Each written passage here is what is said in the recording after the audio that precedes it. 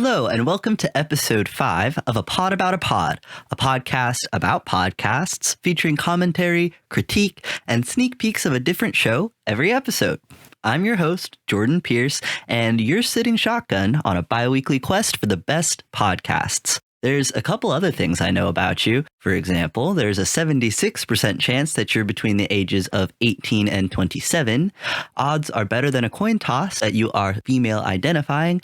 In the past, I may have assumed you were American, but turns out we have podheads listening in the UK, Ireland, Mexico, Switzerland, Canada, Norway, Malaysia, Panama, and Nigeria. How cool is that? Anyway, if you couldn't tell, I recently discovered the analytics section of my podcasting platform, and I'm very excited about it. Guess what else I'm excited about? Podcast X, of course. Today's Pod X is the Bechdel cast. And guess what else? They have a catchy ass intro song that has been constantly stuck in my head for the past 2 weeks, 3 weeks actually, because this episode is a week late. I do apologize for that, but it's finals week for me right now, and this episode is actually doubling as the final project for my digital writing process course. Hi, Professor Lovato. So yeah, expect a slightly more critical academic episode today about a more critical academic podcast. Also, I figured out a less labor-intensive way to capture better quality sneak peeks from now and going forward. Turns out Android can screen record the same as Apple. Go figure.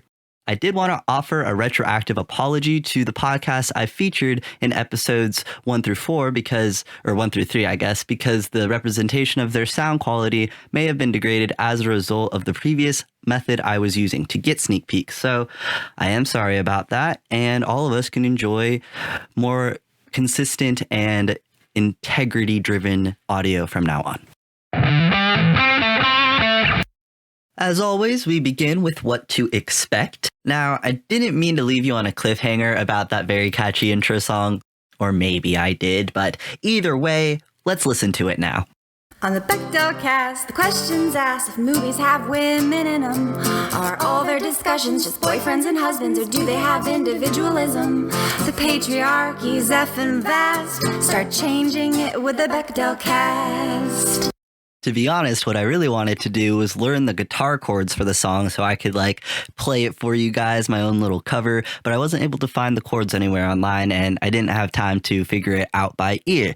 So instead, follow along with me as we break down the lyrics and get a sense of what to expect from the Bechdel cast. On the Bechdel cast, the question asked, do movies have women in them? So, the show uses a media metric called the Bechdel test, which has the following criteria.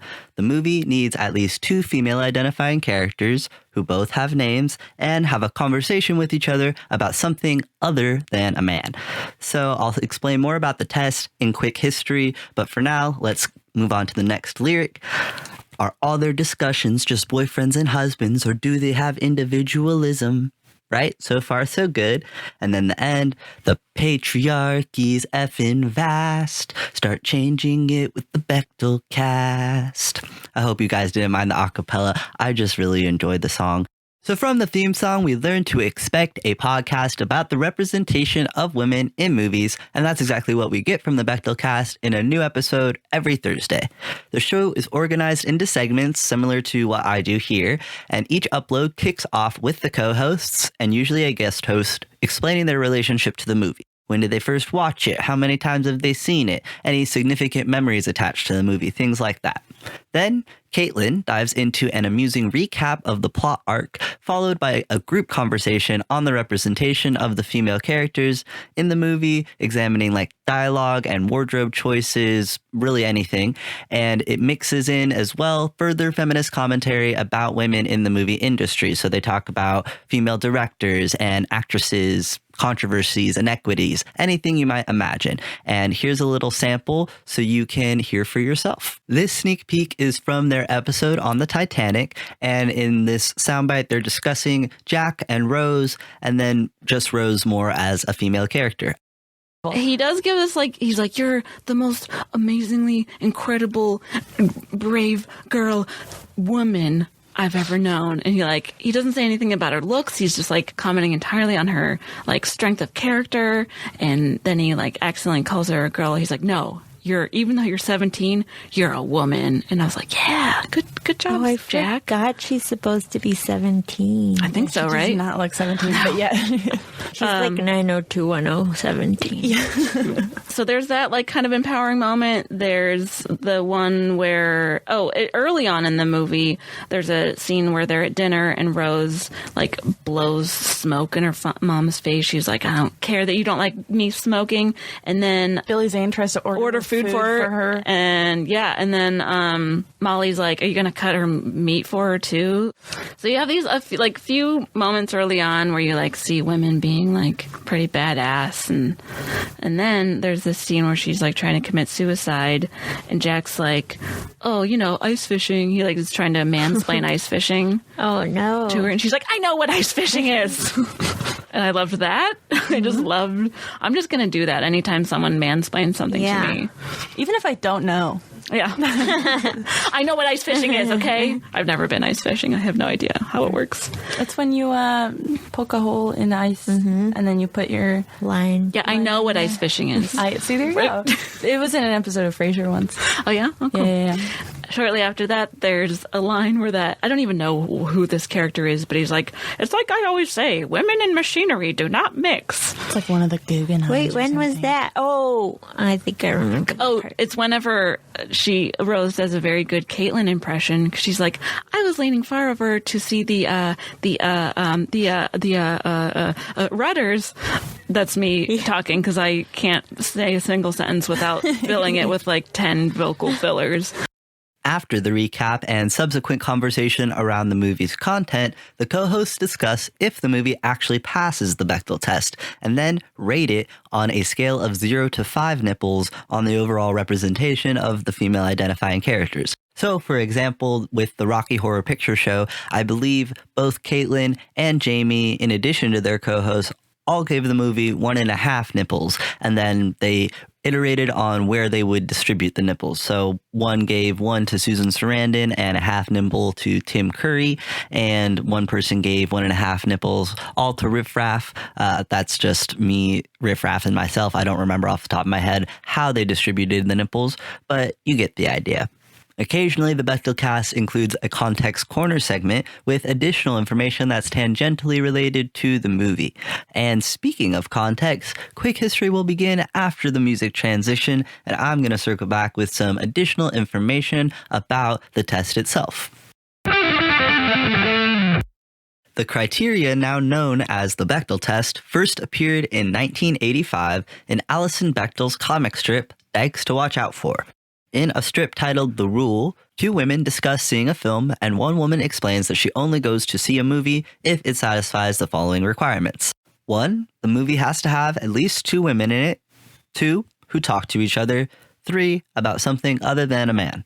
The test has also been referred to as the Bechdel-Wallace test, which Bechdel herself prefers for reasons I'll explain in just a moment, the Bechdel rule, Bechdel's law, or the Mo movie measure. Bechdel credited the idea for the test to her friend and karate training partner Liz Wallace, so it would make sense that she feels like she should get equal credit with it.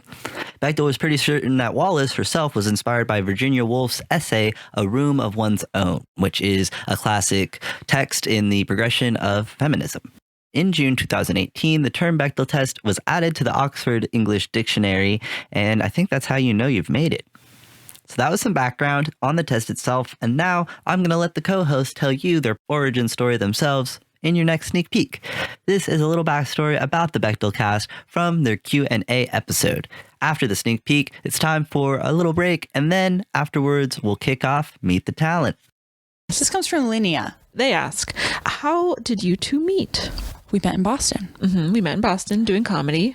I remember, maybe we've talked about this before. Maybe just on the Matreon. I don't remember. But I think the year would have been 2014 or no, 2013 maybe. I had just started doing stand-up. I was 20. You were cool and doing, it was at that show in Jamaica Plain, Boston Comedy Chicks. Yes. And you were doing it. I was doing it. I was still very new to stand up. You were like established in the Boston scene. And you literally, because we were sitting at the same table, I think there was like free pizza. And I just like didn't talk to anybody. I didn't know how to talk to anybody, but you talked to me and you were talking about your master's degree. You're like, yeah, I'm finishing grad school right now. I was like, wow. Oh my gosh. And that sounds like me, but that's classic actually you. that doesn't sound like me because I hate to bring up my master's degree. So You were really breaking form by really talking about your master's degree. were you mistaking me for someone else? Because I don't think I would ever mention my master's degree in screenwriting from Boston University. Maybe that's not the first time we met, but that's the first time I remember us having a conversation. Yeah, same. Yeah. Well, it was nice. how And then we about both that? you used to be in a sketch group at the theater that I worked at. Yes, at Yes. Improv Boston. Yes. Yeah, we got to know each other a little better that way. And then I moved to LA, I think a year before you did. Yes. And then literally as soon as you moved here, I was like, do you want to do a podcast with me? And like, okay.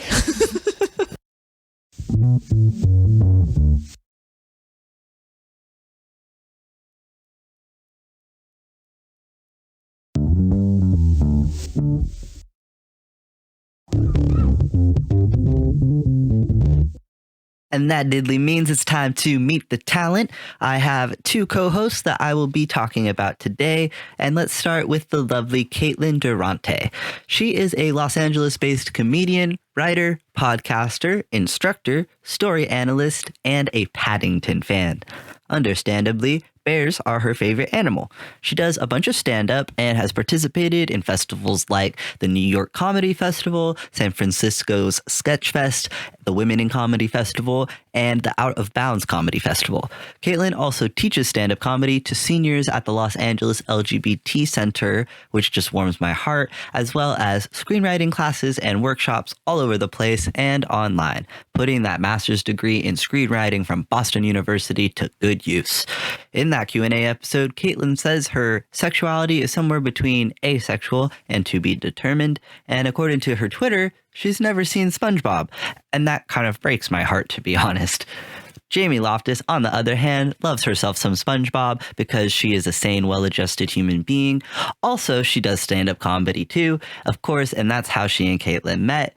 Her often absurdist humor, sometimes bordering on performance art, has included pretending to date an American Girl doll, joining Mensa as a joke, and selling Shrek nudes with her body painted green to raise money for Planned Parenthood. And she also was like eating a copy of a book, a page a day, something like that. So she likes to eat paper. In summer of 2018, she was hired as a writer for the long-running Adult Swim show Robot Chicken. She's bisexual, a Bernie Sanders supporter, a cat owner, and her middle name is Bethany. I hope that barrage of fun facts about the co-hosts of the Bechdel cast has you feeling like you know these ladies a little better. One of the best ways to really get to know someone, I think, is to be with them in an emotionally compromising moment. For the first time in APAAP history, I am going to share 2 sneak peeks from the same episode. Right now, let's join Jamie and Caitlin once again, now in the moments after they finish watching the movie Titanic, for some extra insights into their psyches.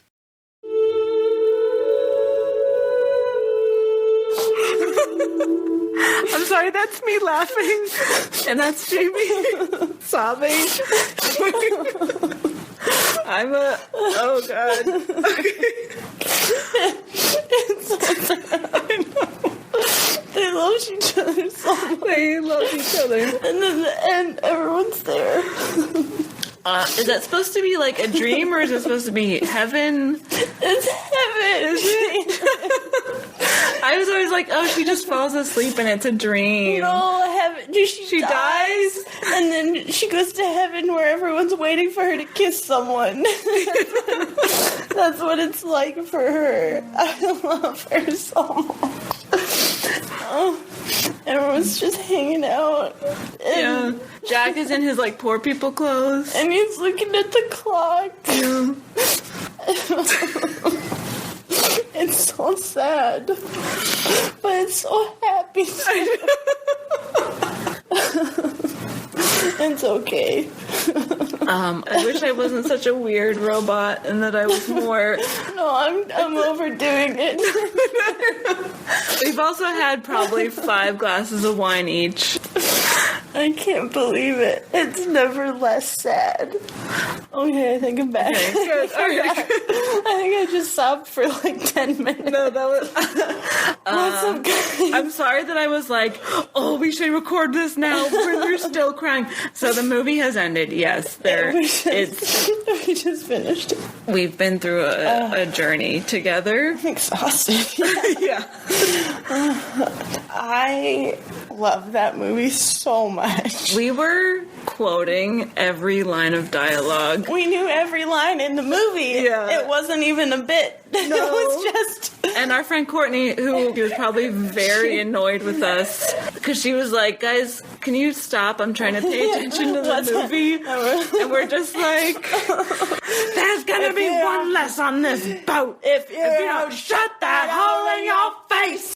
I'm really happy they decided to get some clips in the moments right after the movie ended just to get the rawness of their visceral reactions. And it's not something they do a lot in their podcast, to be honest, but they did it in this instance, and I wanted to share it because how cool and what a neat idea. I feel like it might be something they should do more. Speaking of what is going right with the Bechdel cast, let's leap in to why it's worth it.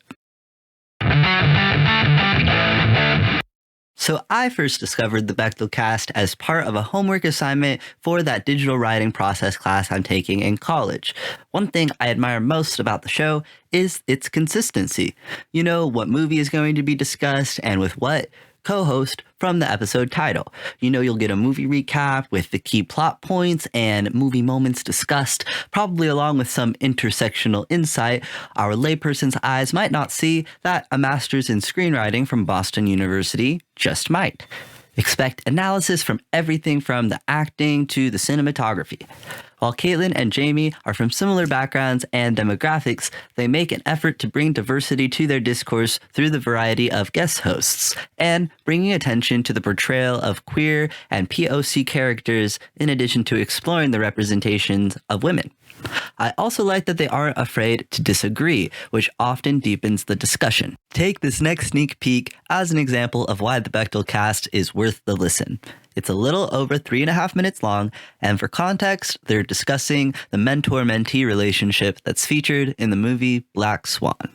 The predatory relationship between Thomas and Nina. Yeah.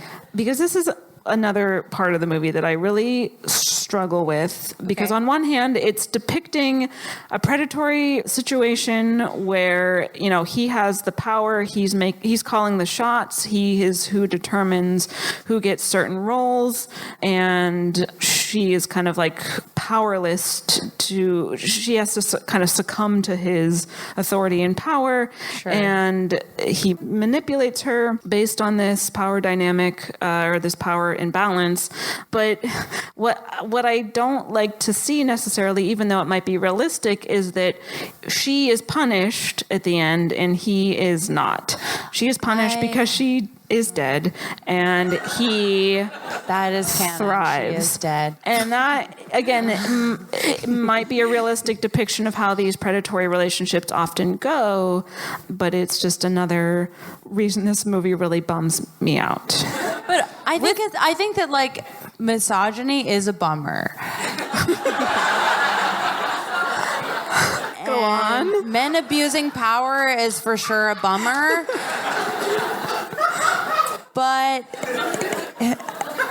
it happens. That's why we're sitting here. You know, like I don't know. I feel I agree with you, and I don't think that there's really an empowering message to take away from this movie. But I also don't think that that's what it's trying to do. I feel like it's more trying to demonstrate if you fold to every pressure being forced on you by whatever system you're existing in, it will crush you. And so then you have to leave the theater being like, well, what are my other options? Mm-hmm. You know, like I felt like, and some of the criticism I was reading that was like kind of when it was coming out 10 years ago was that it was weirdly revolutionary in 2010 to see a man that you knew abusing you, that was like in your workplace, where so often, and I feel like something that came out around the same time was like Girl with the Dragon Tattoo, I think came out a year later, where you see a very clear sexual predator who's a total stranger. And I feel like that is mostly the way that predators are portrayed in fiction, is like a sexual predator is someone you don't know. A sexual predator is someone who sneaks up on you, and like you won't, there's no way to prepare for it. There's no way to recognize it in the world that you live in. And Black Swan very clearly places it like, this is a person she knows. This is a person who has a clear motive for like weaponizing his power against her. And it's not comfortable to see, but it is realistic. Like, and I feel like, you know, you see it dealt with by a number of different women. You see that Nina is not fully prepared on how to deal with it because he is the patriarch in the situation, and she, as far as we know, doesn't have any other relationships to compare it with. We see that Lily sees it and has seen it before and is like, this is bullshit. I'm not going to deal with this beyond what I have to. And I don't know. I mean, I think it's an uncomfortable portrayal, but it feels like realistic, if a little melodramatic at moments, to like things that exist. And I appreciate it on that level. Caitlin and Jamie's differing receptions and interpretations of the same movie serve as a testament to the subjective nature of film and the objective responsibility of those who create movies for public consumption. Their analysis starts within the text of a movie, but extrapolates into the society that we all live in and share, and explores various consequences media representation has in the real world. The comedy comes from many self-referential or running jokes, such as Jamie's obsession with actor Alfred Molina, or the fact that the Bechdel cast can't go an episode without somehow mentioning steampunk in some way, shape, or form. They also flip the table on objectification, often talking about men and their bodies in a similar way that men talk about women and their bodies, which might make some listeners uncomfortable, but I find it hilarious. They talk a lot about dicks. Like 20 minutes of the Matrix episode is spent debating whether or not Neo has a dick. The Bechdel cast features some humor, some theory, and ultimately some room for improvement. Y'all like what I did there? Just making sure you're still awake. So let's get one thing straight. I'm a Bechdel head myself, else I wouldn't be featuring their podcast on mine. These are just some friendly suggestions from one point of view, which is mine, on how to bring the show from awesome to extraordinary.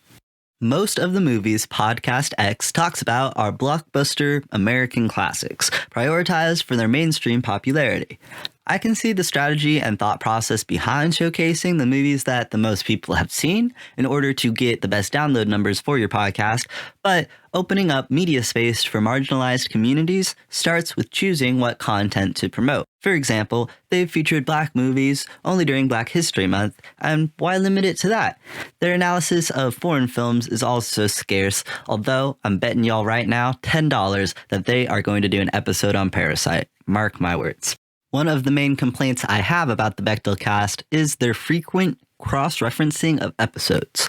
I can understand the temptation, especially if you're recording more than one episode in a sitting, but it distracts from the movie being discussed in the episode at hand and makes a show with a potentially evergreen premise less enjoyable to listen to out of order.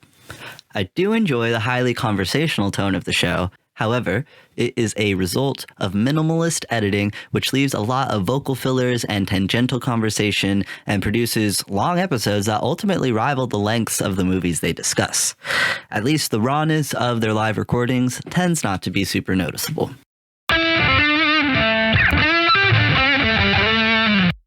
Welcome to the Peanut Gallery, aka the end of the show. I hope you enjoyed learning more about the Bechdel cast, a comedy podcast that examines the portrayal of women in movies through an intersectional feminist lens.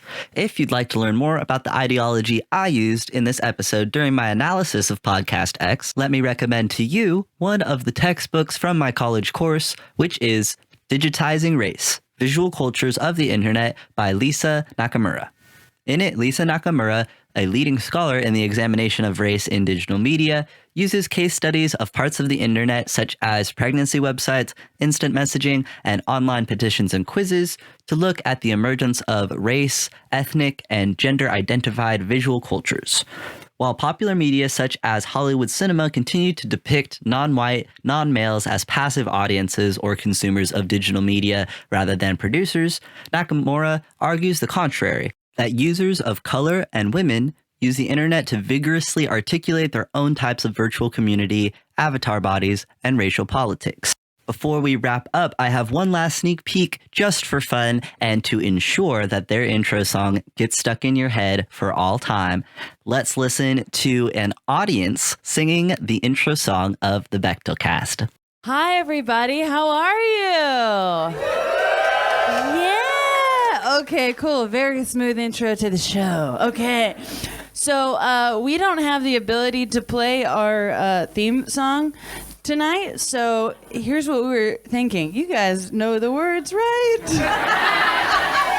Yes? Okay, we have a solid 4 people willing to participate in this sick exercise we just came up with. Okay, should we just count them in? 1, 2, 3. No one started. There. Okay, wait. Okay, I'm gonna count to 3, and then someone take the lead, please. Okay, 1, 2, 3.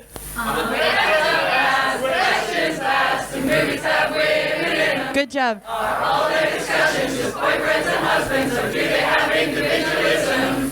Patriarchies have been passed. Start changing it with the Bechdel cast. Thank you. That's the show. Just kidding. All right, we're going out. Hi.